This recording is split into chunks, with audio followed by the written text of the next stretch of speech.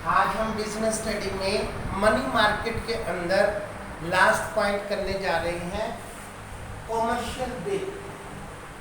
Commercial bill are issued by the business firms to its buy against goods sold on credit. इसमें एक business firms दूसरी business firm से माल उधार पर खरीदती है और उसको एक निश्चित समय के बाद पेमेंट करने का प्रॉमिस करती है।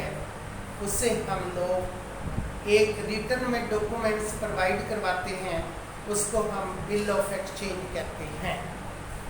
फॉर एग्जाम्पल ए और बी ये दो फर्म हैं, एक ए है एक बी। ए ने बी को माल सेल किया, बी ने माल परचेज किया।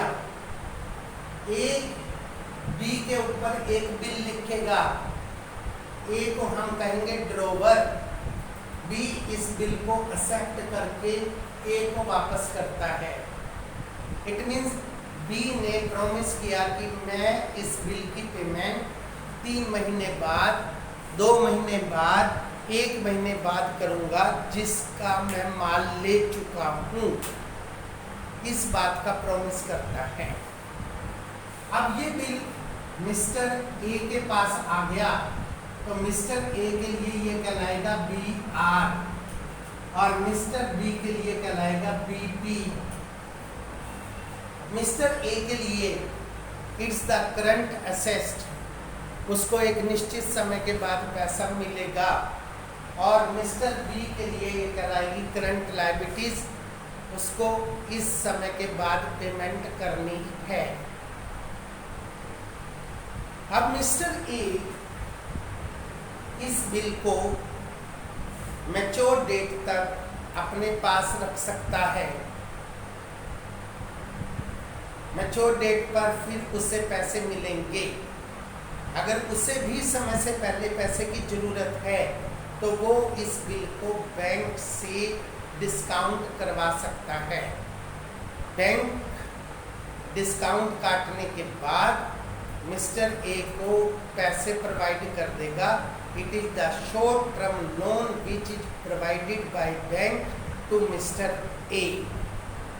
परंतु ध्यान रहे, निश्चित समय पर अगर बी ने पैसे नहीं दिए तो बैंक ए से पैसे लेगा और बैंक ए को ही एक शॉर्ट टर्म का लोन प्रोवाइड कर रहा है, उसकी गुडविल के आधार पर। उसका बी से कोई लेना देना नहीं है। इसी प्रकार से मिस्टर ए इस बिल को किसी और के पैसे देने हैं सी के, उसको ये बिल क्या कर सकता है, इंडोस। ये हमारा होता है बिल ऑफ एक्सचेंज। इसमें हमारी पार्टीज होती हैं 3, एक ड्रॉवर जो बिल को लिखने वाला है, एक ड्रॉवी जो बिल को एक्सेप्ट करने वाला है, और लास्ट में जो बिल की पेमेंट लेता है उसको हम पेई कहते हैं। हमारी बिजनेस में बिल के आधार पर काफ़ी ट्रांजैक्शन चलते हैं। पुराने समय से चलता आ रहा है। पुराने समय में हम इसको हुंडी कहते थे, आजकल हम इसको बिल ऑफ एक्सचेंज कहते हैं। हमारे कोर्ट के पॉइंट ऑफ व्यू से, लीगल पॉइंट ऑफ व्यू से केवल और केवल ट्रेड बिल ही वैलिड है।